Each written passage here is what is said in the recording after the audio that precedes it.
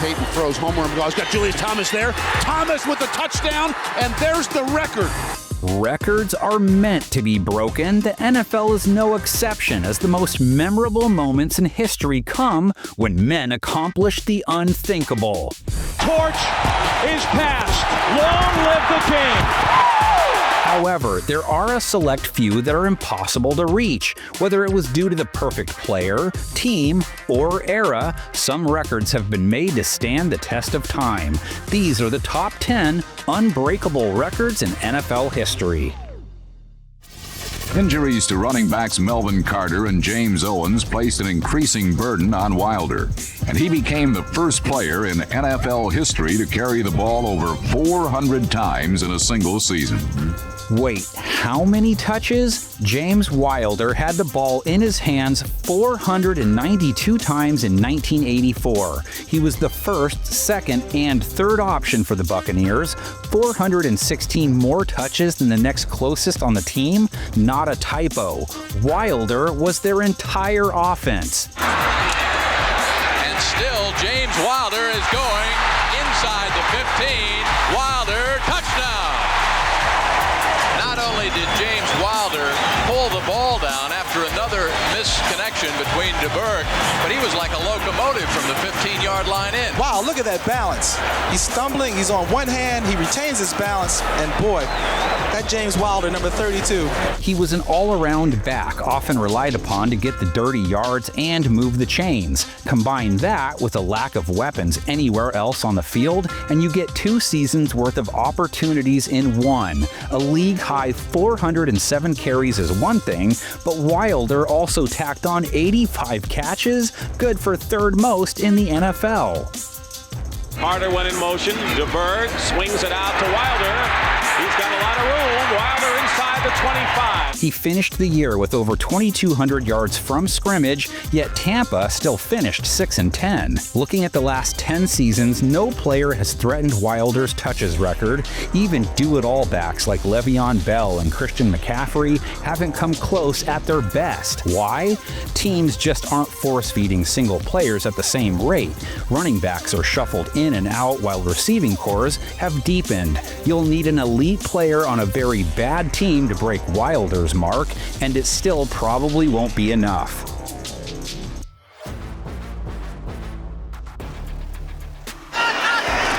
Ferragamo. Dickerson has it picked off. That's Darrell Green.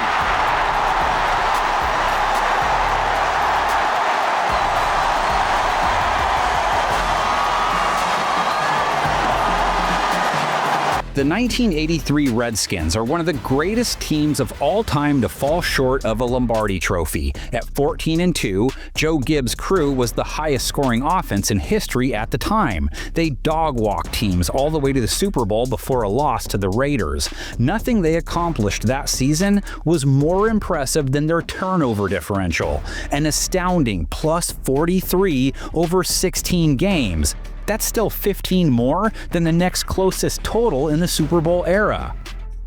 Crosby has it go through his hand. It's knocked loose, and Washington picks it off. It's Darrell Green. Marsh, the tight end, is in motion. Lomax almost intercepted. And maybe it is. Tipped in the air, picked up by Kaufman. Down the sideline to the 30, to the 20, to the 10. He is into the end zone. That is a touchdown. No flags. Forcing 43 turnovers in a season would be impressive enough. Since 2010, it's only happened once. Washington forced 61 in 1983, averaging nearly 4 a game. 12 separate players recorded at least 1 interception, and 13 defenders recovered a fumble. It was a full team effort, averaging more than 2 takeaways than their opponent per game. On first down, he had pressure. He got hit when he threw it. But that's Sanders with the interception. In recent years, the next closest team in the record book is the 2010 Patriots, recording a plus 28 differential. That was a year where Tom Brady only threw 4 interceptions, and Belichick's defense ranked second in turnovers forced, and they still didn't come close. Ironically enough, Washington's incredible turnover story ended up being their demise in Super Bowl 18. On the game's biggest stage, quarterback Joe Theismann lost a fumble and threw 2 interceptions, including a pick 6 right before half. He's going to go to work for something. Goes outside, attempts a screen. Picked off by Jack Squiring. And the Raiders get another touchdown on a turnover. The debauchery put an end to one of the most dominant single seasons the league has ever seen. Catching a pass after turning 40? Sure, maybe with your kids at the park, but in the NFL? Highly unlikely. To play wide receiver in the NFL, it takes copious amounts of athleticism to break through. So on average, even the best of the best lose a step by their mid-30s, not capable of creating separation. In his age 40 season, Jerry Rice recorded over 1,200 yards and was an All-Pro. Absolutely ridiculous. Deep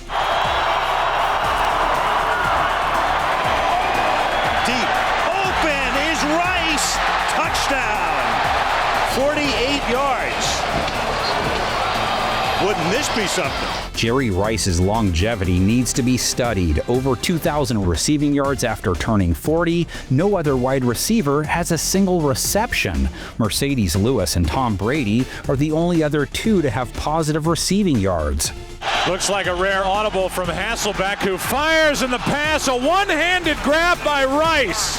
He can still do it as Jerry Rice quiets down this crowd with a one-handed catch to put Seattle on top. Mike Evans is one of the grizzled veterans in the receiver world today. 11 straight 1,000-yard seasons since he entered the league. In order to contend with Rice's mark, the 32-year-old Evans would need to stay in the league until 2033, and then play another couple productive seasons after. How about one of the young guns? Could Jamar Chase play long enough? Do you see yourself playing when you're 40? No. Of course not. Them kids gonna be killing me when I'm 40. Even Larry Fitzgerald, who had one of the longest careers ever at the position, was held to just 409 yards at the age of 37. It's rare enough of an occurrence for quarterbacks and kickers to be playing at 40, but a wide receiver producing at a high level? No way. Loops end zone for Rice, over the shoulder catch, touchdown, number 200 for Jerry Rice. Jerry Rice is one of one, and it's hard to imagine anyone can replicate his greatness. There's no player you'll see in the record books more than Rice, and while he was limited to just one record in our top 10, it's impossible to ignore his other massive accomplishments. Hard to imagine anyone coming close to his nearly 23,000 career receiving yards, but perhaps Rice's most significant title, NFL Touchdown King. Lewis is trailing him.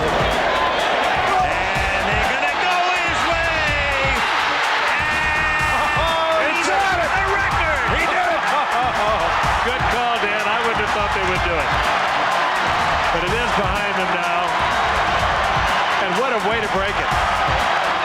208 touchdowns. If you averaged 10 scores per season for 20 years in a row, you're still 8 behind. Emmitt Smith, the all-time leading rusher and second place on the touchdown ladder, is 33 behind Jerry. Active leader Derrick Henry is still a ways off. Rice's dominance and longevity is unparalleled. Jaworski, sack, Taylor.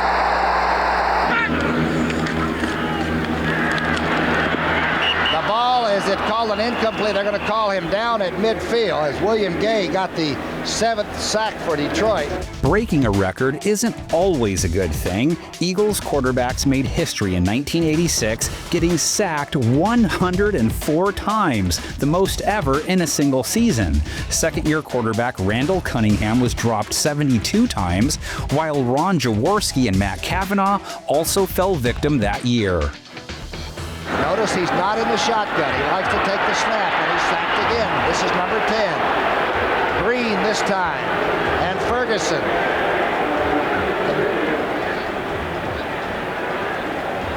The closest anyone has come to this record was in 2023 when the Giants allowed 85 sacks, still substantially shy of triple digits. Philly still won 5 games in 1986, fairly impressive considering their quarterbacks were sacked more than 6 times per game. I can never remember a game where the opposition didn't make at least one first down. In fact, it's the rare thing where the first downs almost give you the score. The Rams 18, the Seahawks none, and the score is 21-0 Los Angeles. The worst offensive showcase of all time goes to the 1979 Seahawks. -7 total yards of offense in a 24-0 beatdown against the Rams. Seattle quarterback Jim Zorn completed just 2 of 17 passes for 25 yards, but also lost 55 yards on sacks. They're coming. There he goes. LA controlled the game on the ground, chewing up 45 minutes of clock. By game's end, fans at the Seattle Kingdom accounted for more yards than their team. It was an ugly showcase, but at least it was short-lived. The next Unbreakable record took place over the span of 2 years.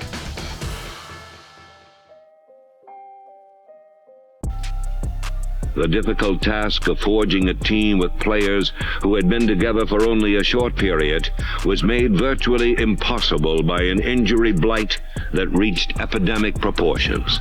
The worst record of them all, calling Tampa's first 2 seasons in the NFL disappointing is the understatement of the century. As an expansion team, the Bucs started 0-26, the longest losing streak in the Super Bowl era. 0-14 in year 1, then 0-12 to start year 2. Well, we didn't block him, but we made up for it by not tackling.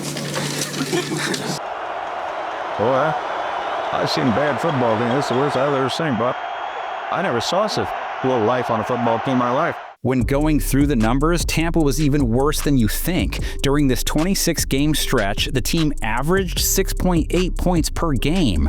A single touchdown and an extra point surpassed expectations. They were shut out 11 separate times. In the words of Ron Burgundy, "I'm not even mad, that's amazing." Not even the Lions or Browns, who both suffered winless seasons, cracked 20 straight losses. The only team to do so was the Jaguars, who ended 2020 with 14 straight losses, then suffered through the Urban Meyer era to start 2021, still didn't match the stench the Buccaneers gave off. Among 6 interceptions against the Saints, the Buccaneers released the frustrations of almost 2 years of waiting for this very moment. There were better days ahead for the Creamsicle men, with Week 13 of 1977 being the official turning point. Their developing defense finally had enough, scoring 3 touchdowns themselves in a 33-14 win. 2 years later, the team made the NFC Championship game. Chin up, no matter how bad it is now, there's always a light at the end of the tunnel. There are defensive men in the league who have dedicated themselves, their souls and their bodies, to a holy war against Jimmy Brown. None of them has yet won the crusade. This close-up view provides graphic evidence of Brown's power as he peels off one pursuer, then drags others with him en route to a 15-yard gain. No running back dominated the NFL quite like Jim Brown did over the span of his career. In just 9 seasons, Brown ran for over 12,000 yards and 100 touchdowns. He remains the only player to average over 100 rushing yards per game. No stat exemplifies his supremacy over the rest of the league than his record 8 rushing titles. Brown paced the league in yards as a rookie and won league MVP. He'd go on to establish himself as arguably the greatest football player who ever lived. Most dominant player to ever step on any athletic field. Jim Brown was a titan, which means he was larger than man. He was bigger and faster and stronger than everybody on the field. Considered by most experts as the greatest fullback ever to play the game, Jimmy's harder to bring down than a wild steer. Plenty of backs have played longer, but nobody has come close to 8 rushing titles. Emmitt Smith and Barry Sanders accomplished it 4 times, Derrick Henry only twice. Brown was decades ahead of his time. Jim thought on Sundays, and these are his words, that he was a god. So who prevented Brown from going a perfect 9 for 9? Brown finished with the 4th most rush yards in 1962. Instead, it was Packers fullback Jim Taylor who led the NFL with nearly 1,500 yards. Despite being 1 season shy of perfection, Brown's record remains out of reach for the foreseeable future. This was the Iron Man of pro football. Come on, baby, let it all hang out now. Nobody has done what Jim Marshall did. The durability, the endurance. No player in the history of the game ever played harder, longer than Jim Marshall. He's basically football's version of Cal Ripken. Football is a physically demanding sport, especially for linemen. Every single play in the trenches is a 600-pound collision for the betterment of the team. As expected, this results in many getting injured, but defensive end Jim Marshall defied the odds, starting every single game for the Vikings from 1961 to 1979. In total, his 270 consecutive starts is the most of any non-quarterback ever. He is playing his final game at Metropolitan Stadium today. Number 70, the captain of 10 divisional champions and 4 Vikings Super Bowl teams, Jim Marshall. The league's ultimate Ironman, Marshall suited up every Sunday during an era when physicality was the focal point. He was best known by many as the player who ran the wrong way. Myra straight back to pass. Looking. Downs. Stops, throws, completes it to Kilmer up at the 30-yard line. Kilmer driving for the first down, loses the football. It's picked up by Jim Marshall, who's running the wrong way. Marshall is running the wrong way, and he's running it into the end zone the wrong way, thinks he's scored a touchdown. He scored a safety. But laugh at Marshall at your own peril. He was one of the best defensive linemen in football for 2 decades, a member of the iconic Purple People Eaters defense that appeared in 4 Super Bowls. And with some remarkable veterans who are traditions in themselves. Men like defensive captain Jim Marshall, number 70, who each year reach back to reclaim past glories. Marshall's play is typical of the Viking veterans. They don't get older, they get better. For anyone to reach 270, they first have to have a career of at least 16 seasons and then start every single game consecutively. No player today has reached 200 straight. Marshall's run took a combination of skill, longevity, and a little bit of luck to accomplish. It remains a mystery to why the Hall of Fame still eludes this legend. Maybe late in the game, you give Mike Glennon some steps. But you don't make that decision, I don't think, Jim, this early. Kanan, beautiful punt. As Hester retreats to the 38, and he's past everybody. Except the punter, and he breezes past him, and it's Devin Hester's night to high step. He's just broken Deion Sanders' record. He was tied with Deion for 19 career total return touchdowns. That's number 20. The greatest return ace to ever step foot on the gridiron, Devin Hester is the only player in history with 20 return touchdowns, 14 on punts, 5 on kicks, and 1 ridiculous 108-yarder on an attempted field goal. Eagles to put it down. Feely's kick. Pressure kick. Not even close. And now Hester, after hesitating, he's going to run it out. And Hester is going to run it out past the 40 into Giants territory. He is going to go all the way. Touchdown Chicago, and no flags. Cordero Patterson is the active leader with just 9, all coming via kick return. Hester scored 12 return touchdowns in his first 2 seasons. With the shelf life of returners today, it's hard to imagine anyone challenging Hester's record. For a tremendous 89-yard gain in which Homer Jones leaves the Eagles' Irv Cross spinning in the dust. It's the league's longest pass play of the year. Homer Jones was the perfect weapon for the vertical passing offenses of the 1960s, 22.3 yards per catch over the span of his career. He averaged over 27 in 1965 alone. Jones wasn't just a guy running streaks, he was a true #1 option that could break any game open. The Giants passed for more touchdowns than any other team in the league. They averaged more than 26 points a game, and each time they called a play, it gained an average of 6 yards. Today's passing game caters to efficiency, where receivers are more likely to live in the short and intermediate world. While it certainly has its purposes, it does make Jones' record unattainable. Jackson on the first play from scrimmage. The former Eagle is inside the 10 and takes it all the way 75 yards. Deshaun Jackson, one of the top deep threats of the past 20 years, and yet he still sits nearly 5 yards per reception behind Homer. The Falcon defense, not only did they give up the fewest points in the NFL, but they also led their conference in interceptions and pass defense, and set a new team record for sacks of the quarterback. Holding opposing offenses to fewer than 10 points a game will probably never happen again. The 1977 Falcons allowed 9.2 on average, sacking the quarterback and shutting down the run with their famous Grits Blitz. The Grits Blitz will run 8-man blitz 4 downs in a row. That wouldn't happen in today's football.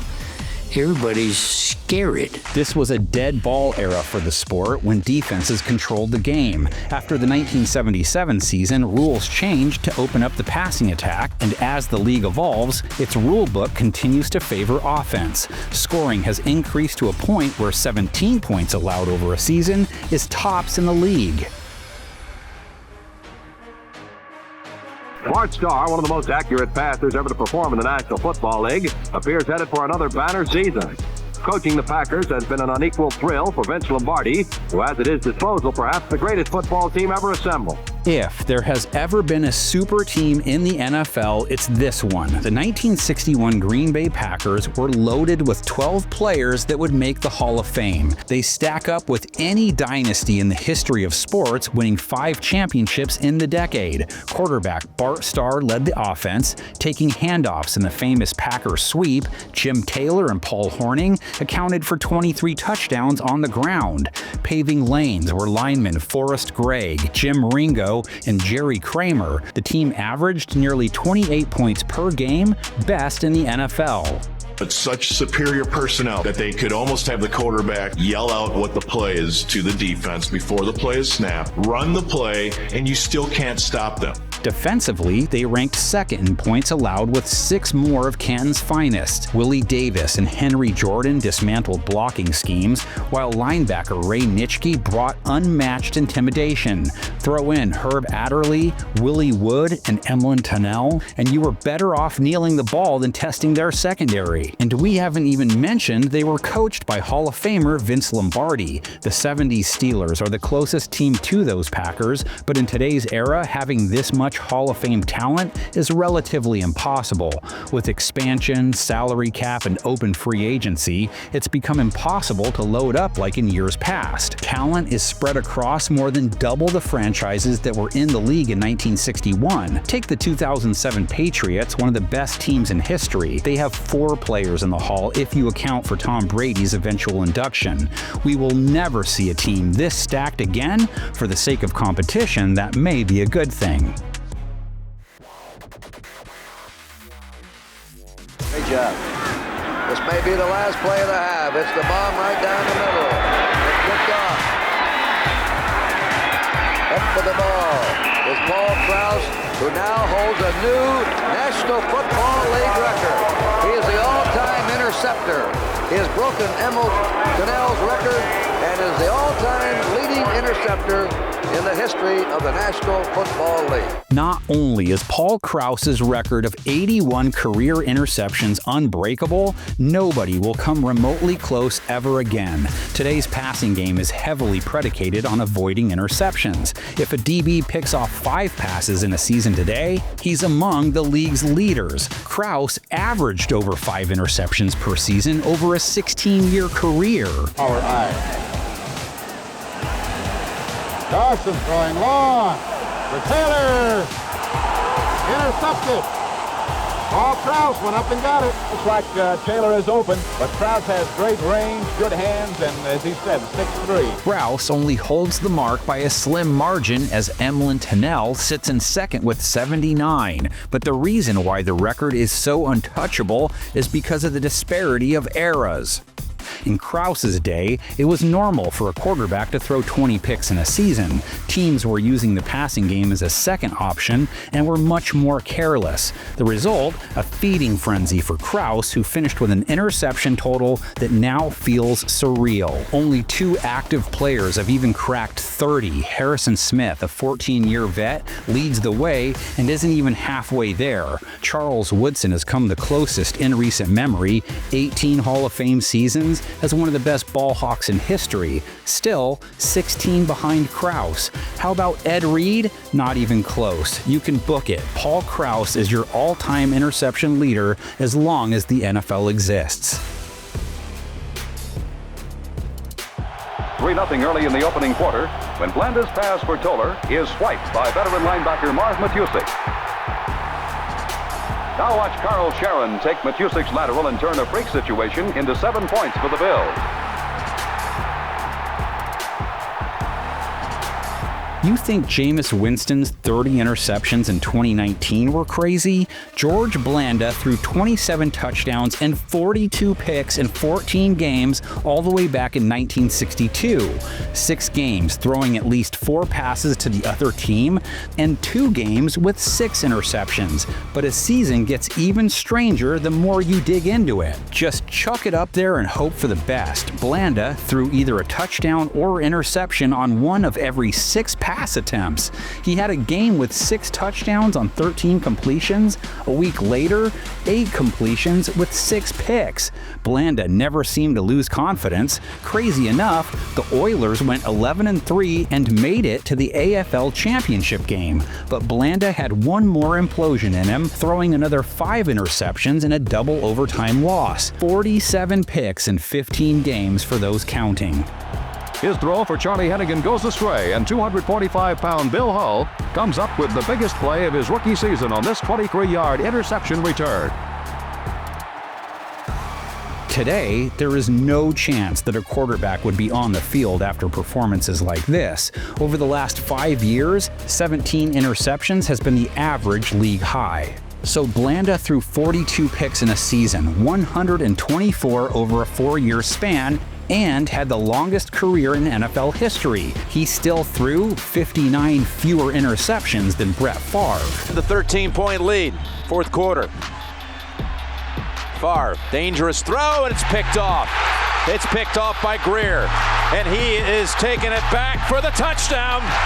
Pressure on Brett Favre. Just like last week, he got hit one time when he was throwing it. It led to an interception. Favre's 300th career interception is one that's run back. Yeah, Favre is one of the best to ever do it, and fans across the country fell in love with the gunslinger. But that double-edged sword resulted in 336 interceptions thrown, a mark that should stand for decades ahead. Favre threw at least 15 picks in 14 separate seasons. Pretty ridiculous, but with his otherworldly ability, it was something coaches learned to live with. Throw it away! Throw it away! 2nd down 11. Quick throw, picked off, interception! They make the switch. Put in the other quarterback. Come on. Wait a minute. Hughes, 2nd down and 12. Kinney throwing and it's going to be a touchdown for Dave Brown. Brown's 5th interception of the season. Touchdown, Seattle. 3rd down and 4. Another interception. Another touchdown. And another touchdown, maybe. Let's see. It's Keith Simpson. Touchdown, Seahawks. The 1984 Seahawks aren't regarded as one of the greatest defenses of all time. They don't even get mentioned as the best in franchise history, but none can say they forced 63 turnovers in a single season in the Super Bowl era. Rogan back on 2nd and 7, throws, it's intercepted by Easley to 25, he's on his way, touchdown Seahawks, Easley down the left side. Defensive Player of the Year Kenny Easley led the charge with 10 interceptions. 6 members of the secondary recorded at least 3, and the team notched a league-best 7 pick sixes. 4 of them came in a single game against the Chiefs. The 2000 Ravens have come the closest in the past quarter century, but still did not crack 50 total takeaways. High-hanging, spiraling punt, touchback. Barnhart could not pull it up short of the end zone. I think the way the returns have been going in this game, I'd just assume, wait a minute, what's going on out here? They down the ball. This is going to be a touchdown. That is one of the most unbelievable plays I've ever seen. They never downed the ball. It was sitting in the end zone, and the Rams picked it up and scored. Guarantee you, he was the only one on the field that knew what was going on. Bailey's 28. Look at the bounce. That's a Ram bounce. I mean, nobody. Look at this. Watch. Look at this. Nobody is even looking at it. You'll never see a 103-yard punt return again. Back in 1994, there was no rule stating a punt was a touchback when entering the end zone. So when the ball miraculously stayed in bounds, the play stayed alive. And while everyone else thought it was over, Robert Bailey capitalized.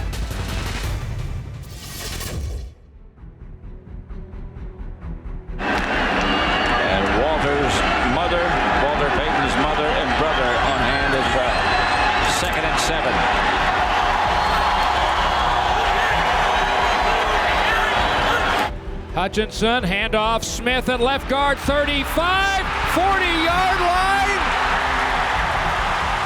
Right on the mark. That should do it. Move over, Sweetness. Make a place for Emmett. If you care about sports, this is indescribable. Maybe the most iconic record of them all happens to be the most unattainable.